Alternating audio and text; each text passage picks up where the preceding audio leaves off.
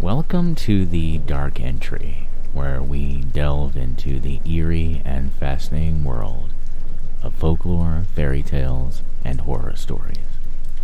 Our journey takes us through the deep, dark forests, where we encounter wolves, witches, and other creatures that go bump in the night. We'll explore the mysteries of the unknown, the supernatural, and the macabre, with tales that have been passed down through the generations, with little-known facts and some thoughts thrown in the mix. So, come join us on this spine-tingling adventure, and let your imagination run wild. There's no telling what we might find here lurking in the shadows.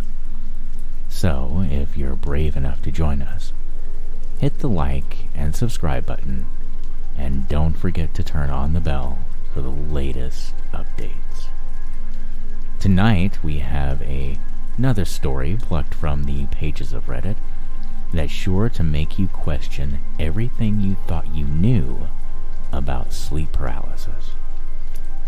In My Sleep Paralysis Demon is actually a pretty chill guy by Reddit user writechriswrite, as we follow the unsettling tale of one who's been visited by a demon during bouts of sleep paralysis. But what makes this demon different from the rest? Well, I won't give it away, but let's just say that you may never look at your own sleep paralysis episodes the same way again. So, turn down the lights, grab your favorite blanket, and get ready for a tale that's both chilling and unexpectedly heartwarming. As always, the link to the original story is in the description below, so please be sure to show this talented author some love.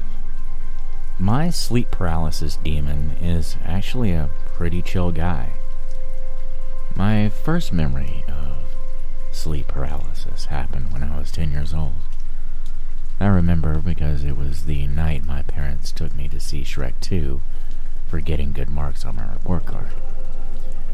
It was an evening show, so we got in late, and my mom tucked me straight into bed when we got home. It was around 4 a.m. when I woke up, and the light from my alarm clock told me that much. I couldn't feel anything, not my pajamas against my skin, or the warmth of my head against the pillow. I could feel my arms and legs, but they felt heavy, as if a great weight was holding them down. I tried to call out, but I couldn't. My voice caught in my throat, my lips unable to move. I mustered a weak groan that sounded like a cross between a frog's croak and a zombie's moan, but that was it. I thought I was dead. That this was what death feels like. Being awake but unable to move or tell anyone.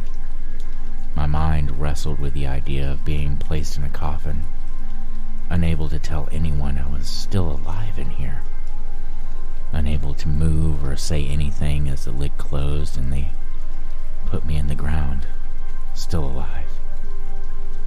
My fear subsided as I felt my heart thudding in my chest in response to my near panic attack. I also became aware of my breathing. When slowed as the fear subsided, I calmed a little, thinking it was just a dream. That was when I saw him for the first time. Mr. Brown Sticklegs. He huddled in the corner of the room by my closet. His two oversized, red glowing eyes in the dark of my room. His face was like a porcelain mask, white, expressionless, with no mouth or nose, only those two haunting red eyes. When he stood up, his body unfolded like origami until his head reached the ceiling. His neck bent, tilting forward as his true height was greater than the height of my room. His long black torso was covered in shimmering symbols, that reflected red in the light of his glowing eyes. He stood on two spindly, thin legs that disappeared in the shadows of the room. He made no noise as he moved, seeming to glide as he hovered closer to my bed. His long, thin arms reached down to me as I moaned through my paralyzed lips. I could not scream, even though I very much wanted to. His fingers reached through the darkness, down to my face. Two pointed fingers touched against my eyelids, pushing them closed. I remember his fingertips feeling cool, but not cold, even though the ends of his fingertips looked sharp. His touch was gentle. "Do not struggle, little one. Sleep, sleep," he said. His voice was so deep, I could feel it in my chest when he spoke. I did as instructed, convincing myself it was indeed all a dream. Even if it wasn't, the back of my eyelids was more reassuring than the looking into those piercing red eyes and his vacant mask of a face. I closed my eyes, wanting it to be a dream, willing it to be a dream. And then I woke up the next morning, thankfully able to move again, walk and talk. I explained what I saw to my parents, who both agreed that it was just a dream.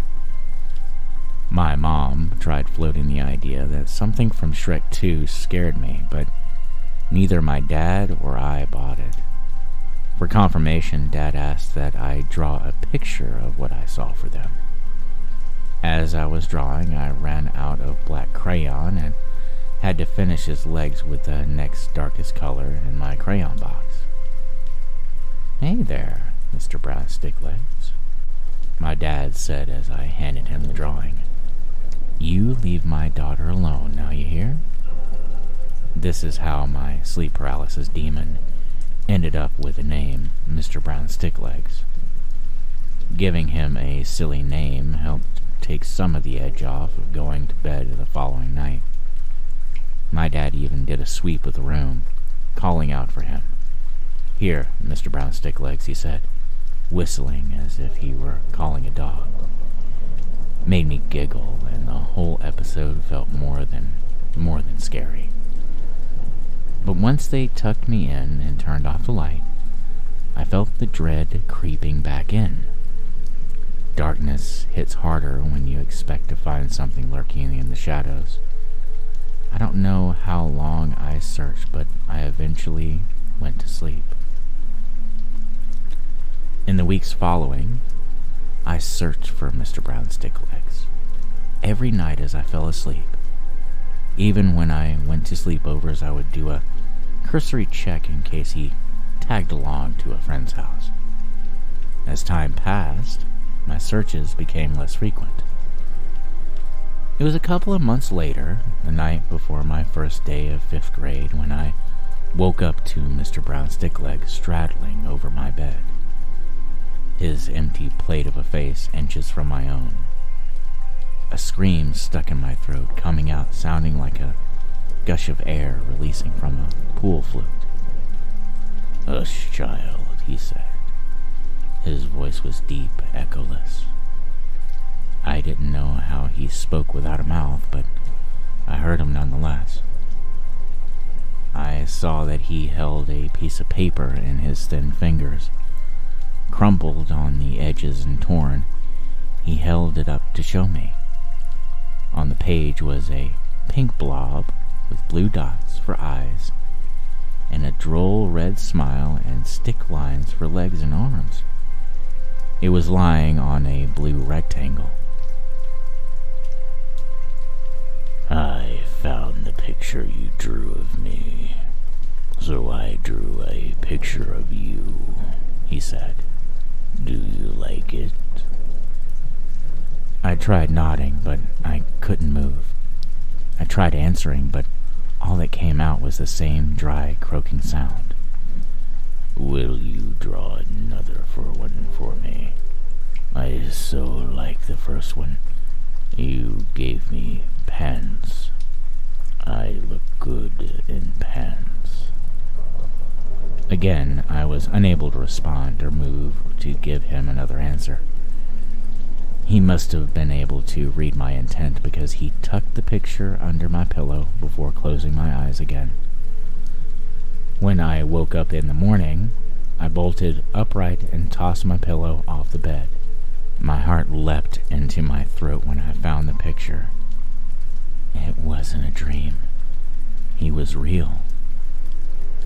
I went to my desk and began drawing a picture for him, starting with his face and eyes, trying to capture as much detail as I could remember. I had forgotten all about the first day of school until my mom opened my door and found me still in my pajamas. "Lexi," she yelled, startling me as I was coloring in his eyes. "Your bus will be here in less than an hour. Get dressed now." I tucked my picture into my school backpack and got dressed. I finished my drawing at recess that day, using my brand new Crayola 64 pack that I got with my back-to-school supplies. I gave him blue pants this time, figuring he'd like to see himself in jeans.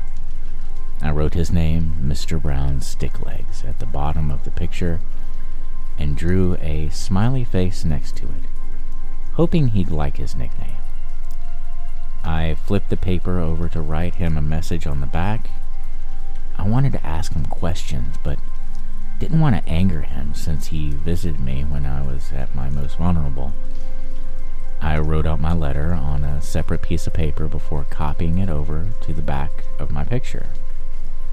"Dear Mr. Brown Sticklegs," that's your name. "My name is Lexi. I'm in the 5th grade. What's your name? How old are you? Do you go to school? Why do you visit me in my bedroom? Why can't I move when you visit? You look scary, but you also seem nice. I hope we can be friends. Love, Lexi. P.S. I hope you like your blue pants." I added another smiley face at the end of the letter, my final emphasis on wanting to be friends. I considered closing with sincerely, but I felt love was a better, friendlier choice. I tucked the picture under my pillow that night, now anxious to see him rather than filled with dread of his appearance. But like the last time, he did not return the next day, or the day after.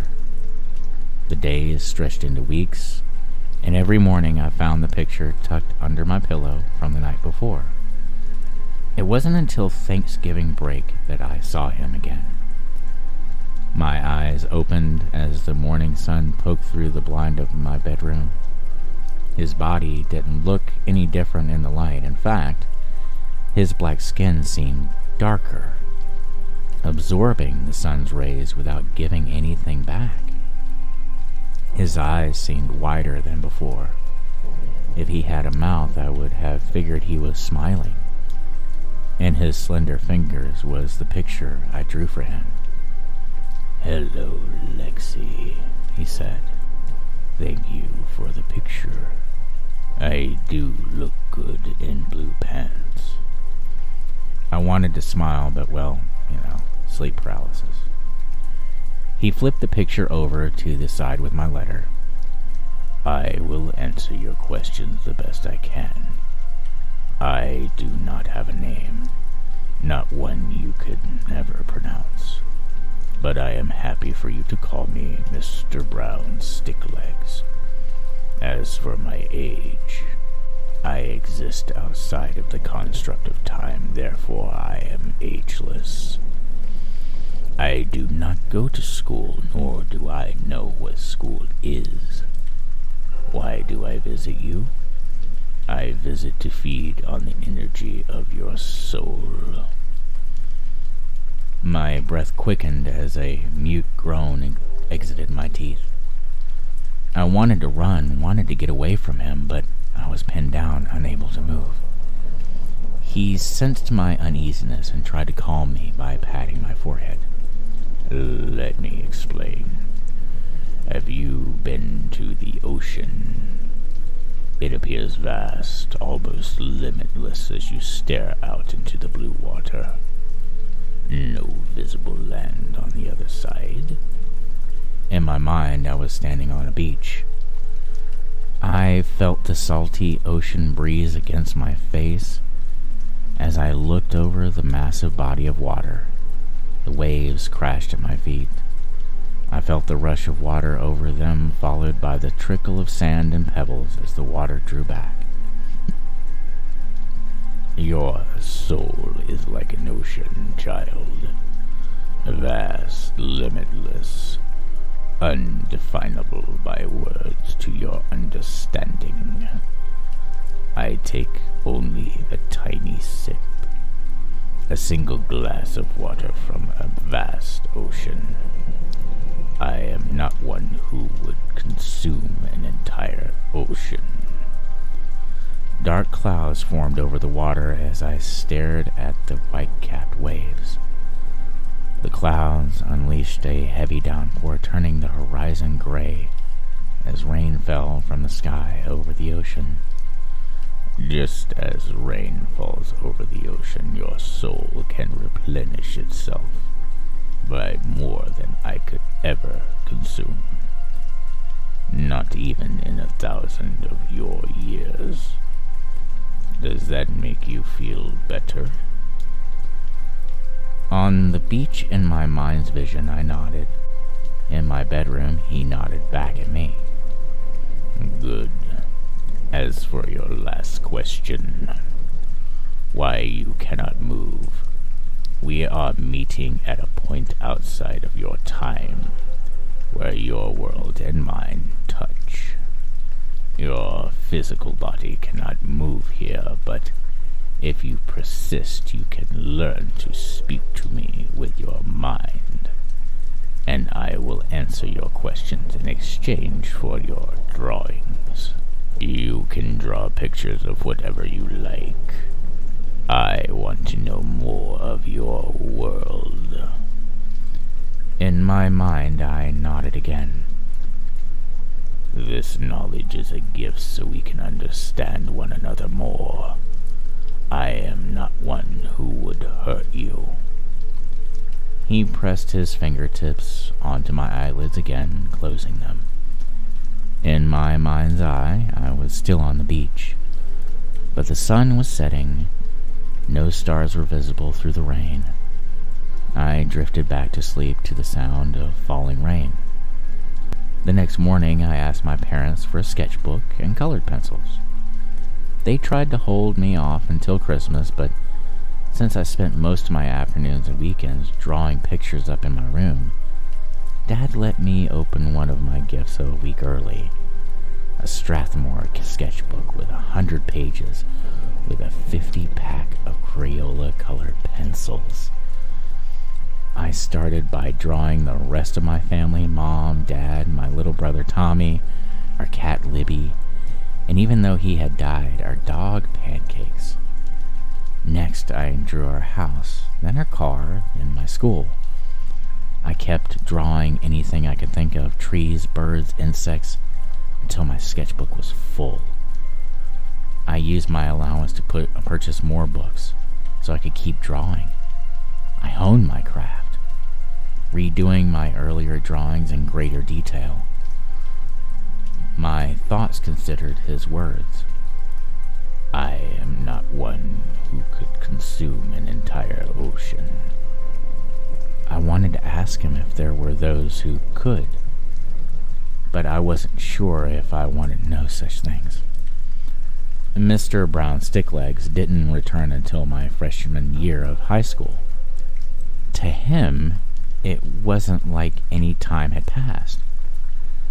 I read up on lucid dreaming and the time between visits so that when he returned, I would be better capable of talking to him. He held my book in his hands, flipping through my drawings, dotting over the increased refinement of my drawing skills. I had filled a dozen sketch pads and upgraded from Crayola to Prismacolor Premier pencils for my drawings.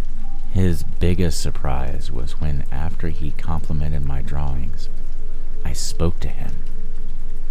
"Thank you," I said, seeing the words in my mind as I spoke them out loud. If he had a surprised expression, his eyes showed it. "You have been very busy, child," he said. "Do you have any questions you would like to ask?" I hesitated, but finally formed the words in my head. "Are there creatures who can consume an entire ocean?" He didn't respond right away, which made me think I had not asked properly. As I asked him a second time, he put a finger to my lips as if to shush me. "There are those who can. They are known as the Dark Ones. They are capable of consuming entire souls, emptying them out, leaving them dry and barren. You should not fear them, but you should also not provoke them." His eyes curved downwards as if concerned or afraid. "What do they look like?" I asked. In my mind, my visions were filled with images of great, terrible creatures. Spiders taller than the Empire State Building on thin, spindly legs of shadow and smoke. Tentacled monsters in the seas lofting blue whales like they were toys, ripping them to shreds with their curved, chitious beaks. Great, ghastly flying creatures that knocked over orchards and forests with the beating of their leathery wings. "I showed you only because you asked," Mr. Brownleg said. "But it's best that we do not talk or think about them. Let them be." I nodded with my mind. He leaned forward and pressed his plate like a face to my head as if to kiss me on the forehead, which was odd since he didn't have a mouth. Then, as usual, he closed my eyes and I drifted back to sleep. My life took a downturn during the latter years of high school. My dad lost his job, and when the search for a new one dragged on, he turned to drinking to cope with his failure. He wasn't abusive, but he wasn't fun to be around either. In the months following, my parents would hush their arguing when I entered the room, greeting me with smiles as if nothing were wrong. That lasted until the day I came home from school to find them fighting over a foreclosure notice from the bank. We moved out over a weekend from our home in the suburbs to an apartment on the other side of town. I internalized my feelings during that time. I withdrew from my friends and school activities besides the art club, the only one we could still afford. I saw my friends driving to school and hanging out while I rode the bus. Too poor and too far out of the way to join in. My tastes began to change as well. Out was the bubblegum pop of Katy Perry, Kesha, and Taylor Swift. Instead, I listened to Pierce the Veil, Sleeping with Sirens, and Bring Me the Horizon. My clothes and makeup became darker. More black t-shirts and skirts with black eyeliner and black fingernail polish. Mom called it my goth phase. Not that she understood. My drawings became darker too. I moved from colored pencils to charcoal, drawing skulls and gothic-looking cemeteries as my passion for the drawing animals and flowers waned. I also drew the dark ones in great detail, exactly how I remembered them in my mind's eye. Mr. Brownlegs visited me again a month after we moved into the apartment. He looked more at home in my room of blacklight posters and death metal bands than he did in my previous room. His eyes were dim, not the vibrant red as they were before. He stared at me as I lay in bed, unable to move. He moved inches from my face as I heard his words in my mind. Your soul tastes different now. He didn't speak of my drawings. I worried that he might, especially since I had been drawing the dark ones. Not only drawing them, but thinking about them and what type of damage they could do if they were ever to wake. He seemed sad for me, although reading his expression was difficult with no face. He patted my forehead like before, but didn't close my eyes before leaving as he used to. My life continued down a spiraling path like a bottle rocket with a broken stick. My parents didn't talk outside of short conversations about which bills to pay and which ones to ignore. Each night, Dad disappeared into a bottle while Mom disappeared online to chat with a male Facebook friend she knew from high school. The thing about rock bottom is that it's often a disguise for a trapdoor that drops you to an even lower depth than you thought possible. The first bottom came when my father died. Drove off the road onto a gravel pit late at night with an empty bottle of bourbon in the passenger seat. I cried, but it felt hollow. I felt hollow. Even when Mom tried to hold me, I felt nothing inside. Not sadness, not guilt, not anything. I disappeared into my sketchbooks, drawing even darker, more disturbing images, death, dismemberment. Vividly accurate vivisections of the cute animals I used to enjoy drawing. My friends no longer talked to me, which was fine because I didn't want to talk to them anymore anyways. I found people to hang out with, not friends, but people who could get me access to moments of chemical-induced euphoria to forget about life for a while. Just like that, the trapdoor opened, dropping me to a new rock bottom of addiction. One thing I had in common with my dad, but instead of falling into a bottle, I fell into a needle. I stole money from my mom's purse to feed my habits, not that she noticed. She was busy with her Facebook friend who had moved from online acquaintance to nightly sleepover companion. When the time came to begin my senior year, I didn't bother going back. I kept drawing, filling entire sketchbooks with the dark images that reflected my bleak outlook on life. The dark ones were prevalent subjects during this period of my life. I drew them feasting on humanity, raking flesh from bone and their jagged teeth behind lips of smoke. I came home one night to find my mom and her new male friend in the middle of a fight. It was different from her fights with Dad, more violent, more physical. When he raised his hand at me for trying to intervene, I decided it was time to bolt. I left home, hitching rides with anyone with a set of wheels I could manage to put up with for just a short period of time. My preferences leaned towards those with access to chemical release I craved. The more I could numb, the more I could escape.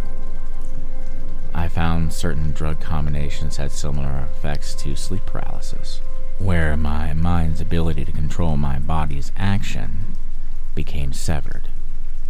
In those moments of numb paralysis, I'd see Mr. Brown Stick Legs watching me from afar as I dulled the pain.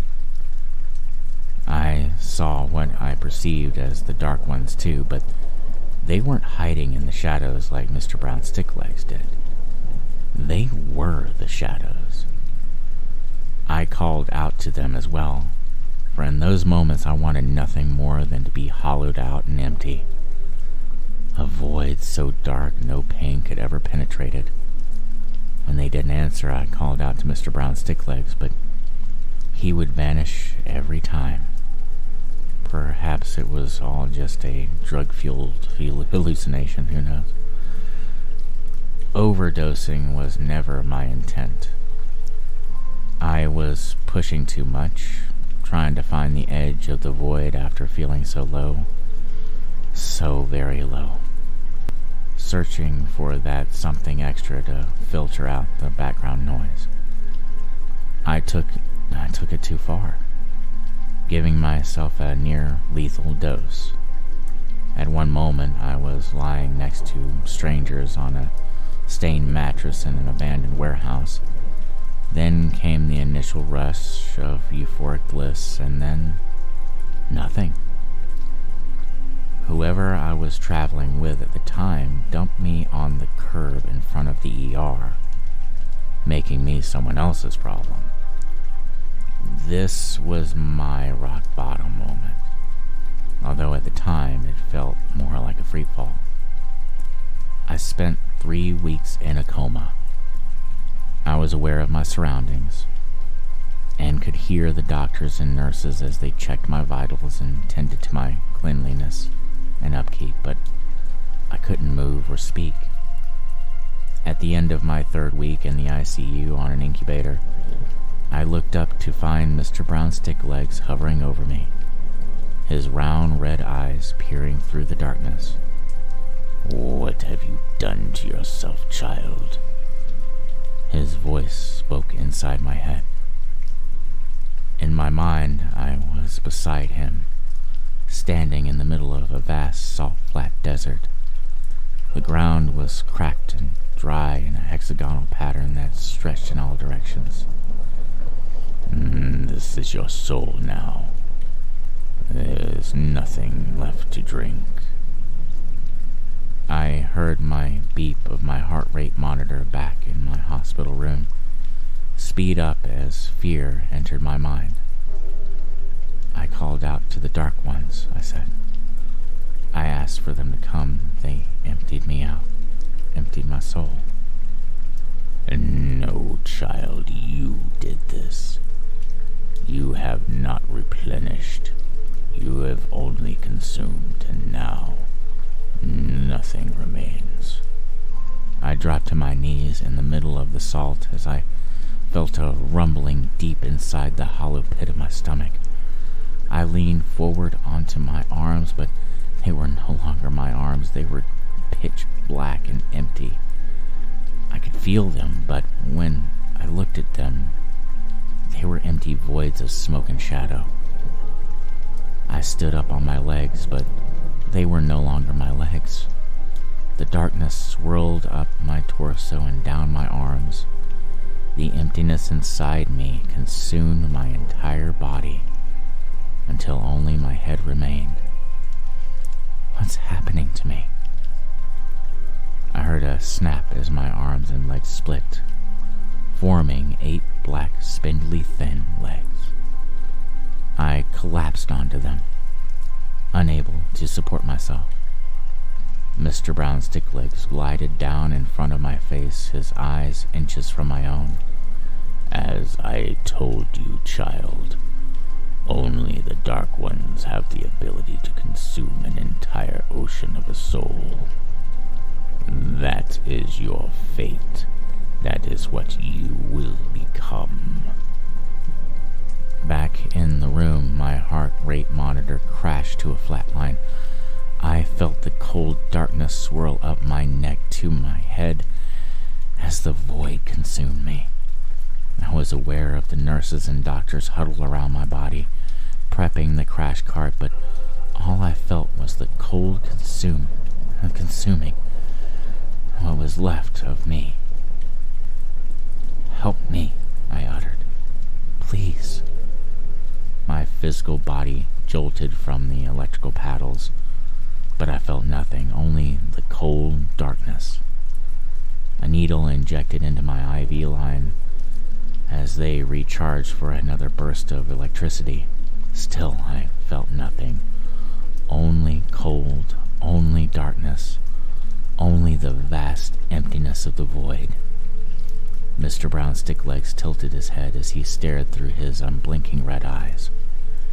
He leaned forward, pressing his plate-like face to my forehead. I felt a vibration against my skin. followed by the tingling sensation of heat returning. The darkness receded back down my arms and legs. As he pulled back, the red in his eyes had diminished. "A gift for the girl who gave me pants." A tear formed in my eye. It rolled down my cheek and fell onto the parched landscape now. Before I could say anything, an electronic jolt coursed through my body, pulling me away from the salt-flat expanse and back to my hospital room. The sinus rhythm of my heart rate monitor returned to normal. I felt the cool gel of the defibrillator paddles against my chest. I remember squeezing the hand of one of the attending nurses who smiled down at me. "Look who's awake." I cried, but it was different than before. I felt the pain I had long been avoiding, but I felt something else as well. I felt grateful, and I felt a sense of hope I hadn't known in a long time. It was a long road back from the darkness, but the thing about the road to recovery is that, like a road, it leads to a destination. After years of listless drifting towards the void, having a destination was an important first step in finding self-love. I reconnected with my mother, who was struggling with her own form of darkness. We leaned on one another, talking and going to therapy as we worked through the issues that drove us apart. After my release from the hospital, I moved back home with her Facebook friend long gone. I got my GED and used my mini sketchbooks as a portfolio to get an apprenticeship at a tattoo parlor. I've been clean for 4 years now, and it feels good to smile again. Granted, I still prefer Pierce the Veil to anything from Katy Perry's catalog, and my tattoos and jewelry have more skulls than fluffy bunnies, but that's all on the surface. I no longer crave the darkness to consume me. I often think about the vision with Mr. Brown's stick legs on the salt flats that night in the hospital. I had not seen him since that night, and I often wonder about the state of my soul since that day. Has it replenished, or is it still the dried-up barren wasteland that he took me to on that night? Last night, around 3 a.m, I finally got my answer. I woke up with a heaviness on my chest, arms and legs. At first, I felt the grip of fear grabbing hold, much like the first time I experienced it, but then in the dark corner of my room, I saw glowing red eyes staring back at me from the shadows. In spite of my sleep paralysis, couldn't help but smile when I heard his voice call out to me. "Child, your soul tastes much better now." I want to thank you for joining me here at the Dark Entry, where we explore fairy tales, horror stories, and anything else that goes bump in the night. If you enjoyed this video, please don't forget to like and hit that subscribe button for more captivating tales, news, and more. And if you have any suggestions for future stories you'd like me to narrate, please feel free to leave them in the comments below. I want to wish you now a good night, sleep tight, and we'll keep the lights on for you and the tales coming.